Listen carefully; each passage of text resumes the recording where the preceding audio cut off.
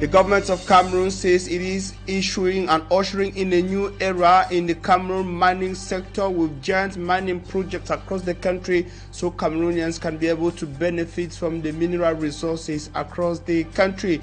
We tell you in this edition of the news that circulation got perturbed for several hours on the strategic national route number 5 linking the littoral to the west region of Cameroon. People traveling to and from the west to the northwest region got stranded on the Chang cliff known as La Falaise de Chang. Why? It is a question we shall be answering in this edition of the news. Also sport and other interesting stories. Ladies and gentlemen, good evening. Thanks for choosing to be informed by Equinoxe Television. You're on to the primetime newscast live from Douala, Cameroon's economic capital city, Equinoxe Central News Desk. You made the right choice.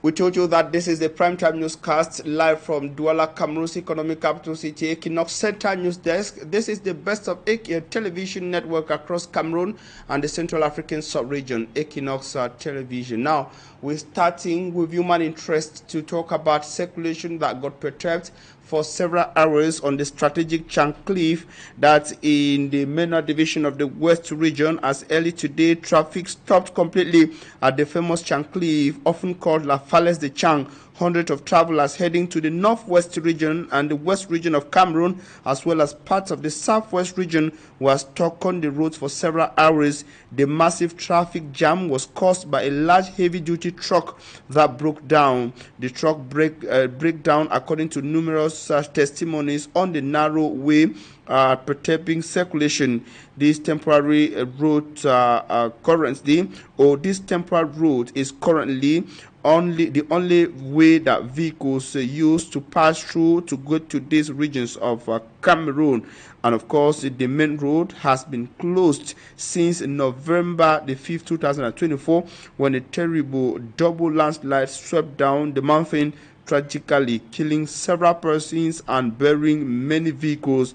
Because the temporal road is so narrow, a single broken down truck is said to or is capable of blocking the road. And of course, information we're having is that circulation has, however, been re-established after the truck was cleared by competent security and road safety officials.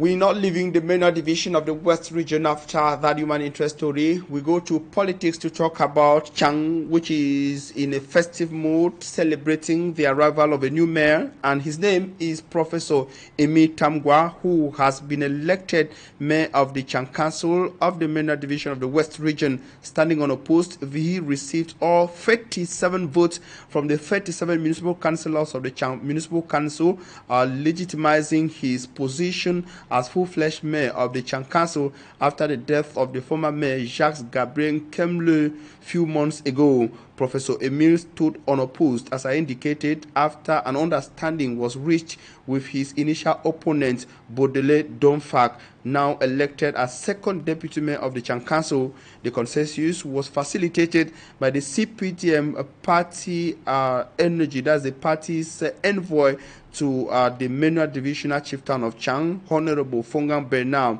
He was the special envoy of the ruling Cameroon People's Democratic Movement, the CPDM party, to the strategic election. The new mayor of Chang says his priority projects will be, among others, bringing back the trophy and honor of the cleanest city in Cameroon to Chang. Many other persons say that he is also being awaited on other developmental issues, but also to find a solution to the 7-month salary arrears that council workers of the Chang Council are reclaiming. And of course, as I indicated, he is now taking over from the mayor who died some months ago. And of course, he's expected to complete the mandate in the current mandate that is expected to run till next year, January or February 2027, when municipal elections will be organized across Cameroon. We're staying in municipal elections and local collectivities to say that while Cameroon's General Court of Regional and Local Authorities hands local councils an ambitious and vast mandate, the grand vision of the President of the Republic Republic of Cameroon, which is decentralization, continue to suffer from what municipal council authorities qualify as administrative bottlenecks in most ministries in Cameroon. They accuse several ministers and ministries of not wanting to transfer competencies rightly demanded within this code to those in charge of municipal collectivities across Cameroon. This is the contents of the report compiled by Rexafon in Buoya. To local councils in Cameroon, as enshrined in the General Code of Regional and Local Authorities, is vast. Accomplishing these tasks effectively demands a high level of competence from both the council executive and the broader workforce. Regional and local authorities are the actors that perform some of the most complex work in our communities, be it in terms of provision of basic services, hygiene and sanitation, planification, construction, urbanization, maintenance of good order.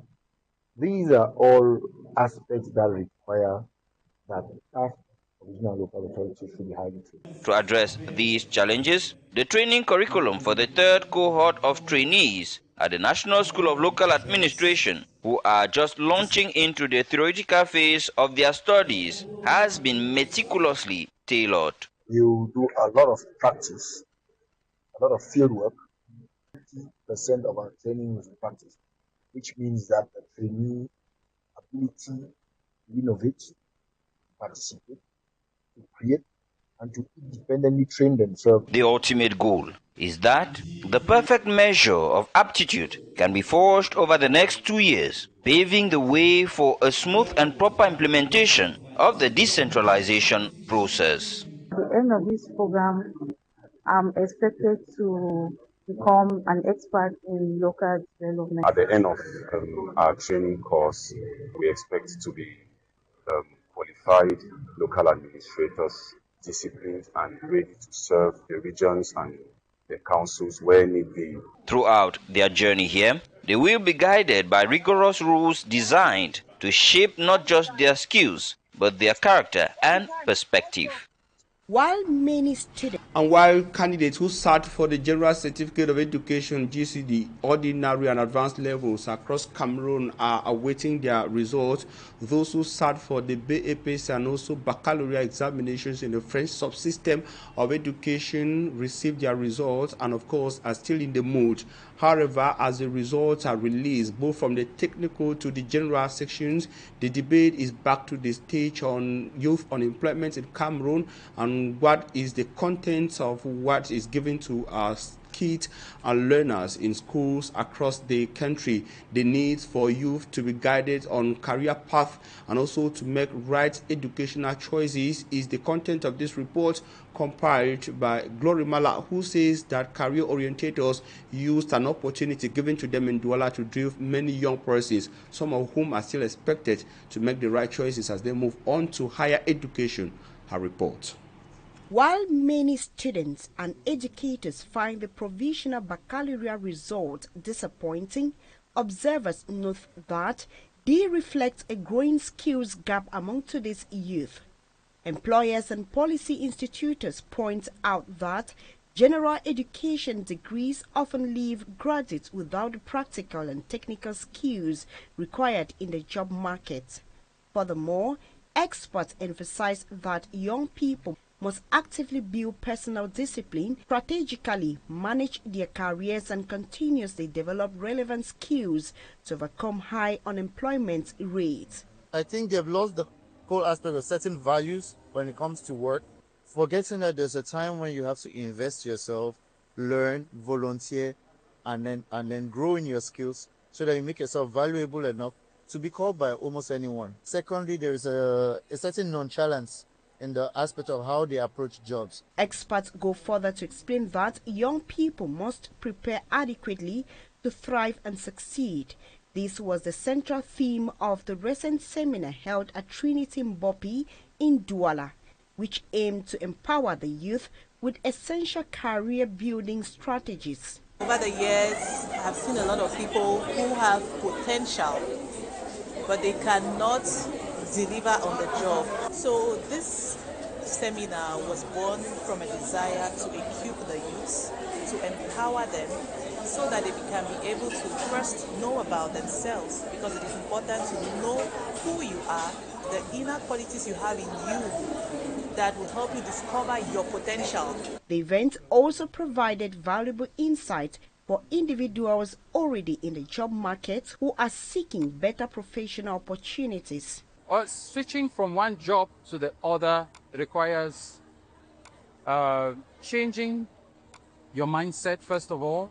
You need to upskill, or you need to reskill. Participants expressed immense satisfaction at the end of the seminar. I'm excited because paying my transport from Bamenda to here is not in vain. I learned a lot of things. Having been equipped with this vital knowledge, the young attendees expressed hope that the government will continue to develop strong strategies to improve the unemployment rate in Cameroon. And we told you in our top stories that the government of Cameroon has announced that it is ushering in a new era of major mining projects with critical focus on rare earth elements and critical minerals. Speaking during a joint press conference in Cameroon's political capital city, Yaoundé, Cameroon's Minister of Communications and Government spokesperson René Emmanuel Sadi and the Minister of Mining, that is the Minister of Mines Industries, and that is the Minister of Mines, Professor Callistus Gentry, announced the push as part of Cameroon's National Development Strategy 2020-2030. Details with staffman Babila Jonathan. The Cameroon government has dismissed claims that state-owned gold has disappeared, insisting that the real challenge lies in widespread under-declaration of production and gold trafficking. During a joint press conference in Yaoundé, Ministers of Communication René Emmanuel Sadi and Mines, Industry and Technological Development Professor Callistus Gentry unveiled a new roadmap aimed at transforming the country's mining sector while enhancing transparency in gold production. Professor Callistus Gentry stressed that no state-owned gold is missing.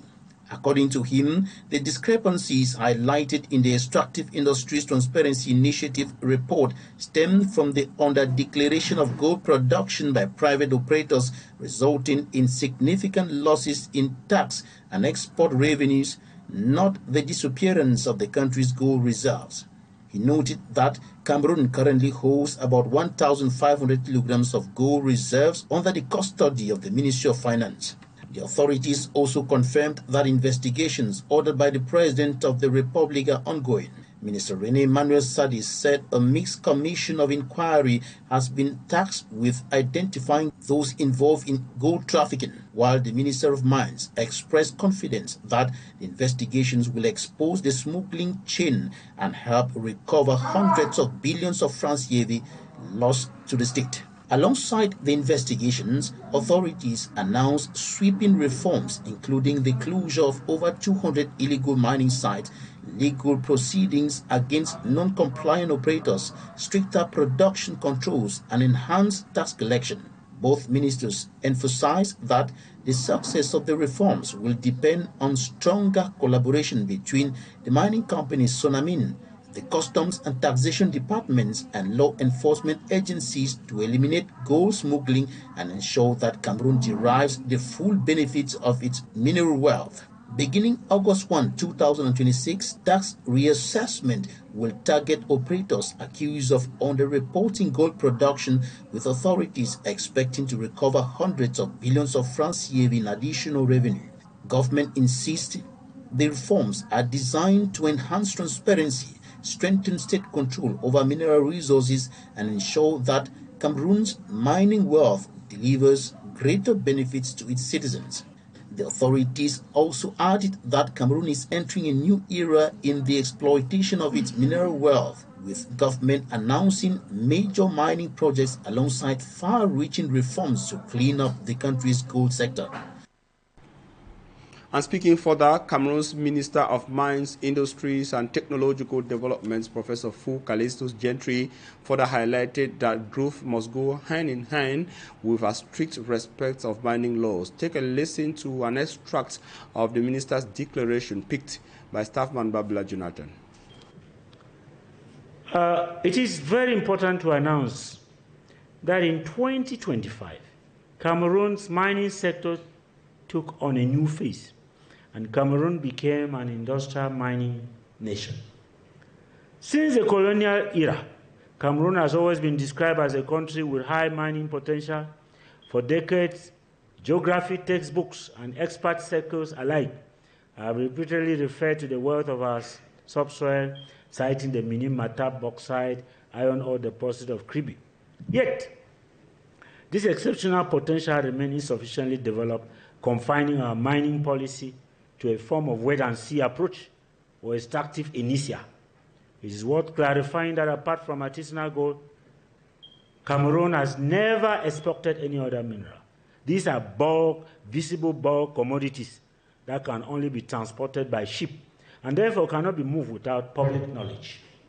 Accordingly, claims often made by certain so-called experts and some politicians that minerals other than gold are being looted are automatically contradicted by the facts and may be regarded as erroneous, lack of understanding of the subject, or simply acting in bad faith. Today, under the visionary leadership of the President of the Republic, His Excellency Paul Biya, 2025 stands as a historic year for our country, as it definitely marks our entry into the select group of mining nations through the commissioning of 5 major mining projects, namely the Bipindi Grand Zambi project, the Kribi iron ore project, the Mini-Matap industrial project. As you can, I saw the other 2 weeks, the first locomotives have arrived in Douala, and the remaining units, both wagons and locomotives, will be arriving at the end of August, with exportation scheduled to start in October. Also happy to announce to you that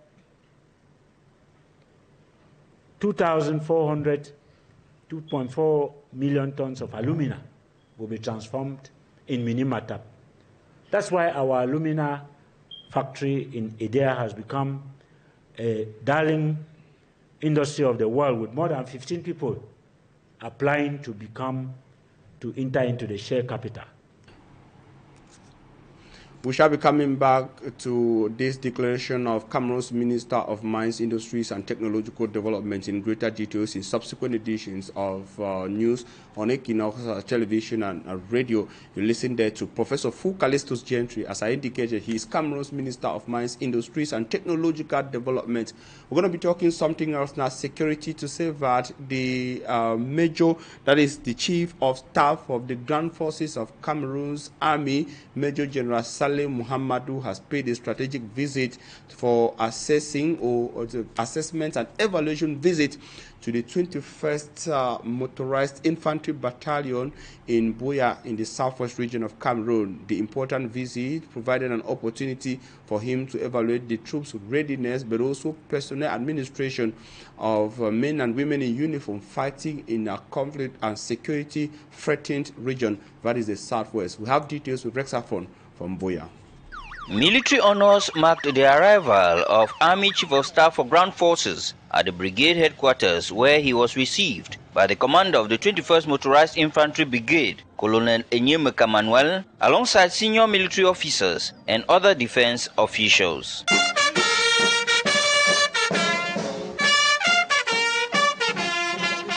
In a closed-door meeting with top officials, Major General Saleh Muhammadu reviewed personal strength, administrative management, logistics and equipment, as well as the operational preparedness of the brigade. He also examined the working and living conditions of soldiers in line with efforts to strengthen the effectiveness of the Cameroon Army.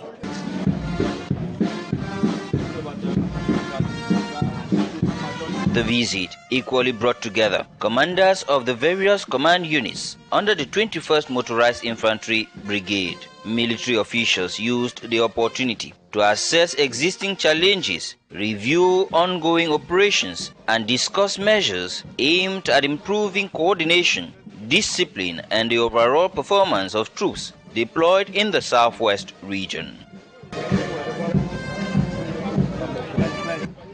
The presence of the Chief of Staff of Cameroon Army's ground forces in Buoya comes at a time when security forces continue to confront complex security threats in parts of the Southwest region. At the close of his stay in Buoya, the general made a brief stop at the office of the governor for the Southwest region.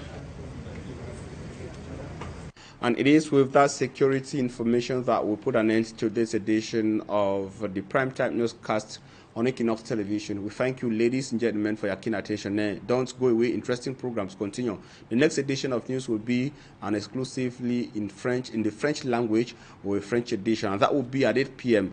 The next edition of news, of course, bilingual edition will be tomorrow at 7 a.m. Don't go away. Good evening.